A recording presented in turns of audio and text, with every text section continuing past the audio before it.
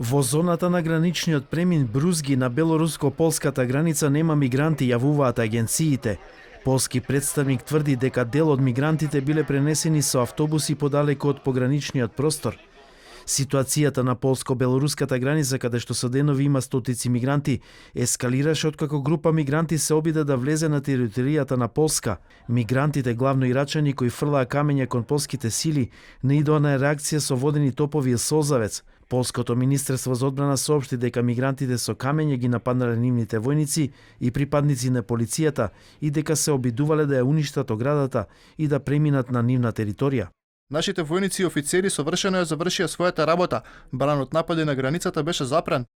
Напиша на Твитер портпаролот на полските безбедносни служби Станислав Зарин.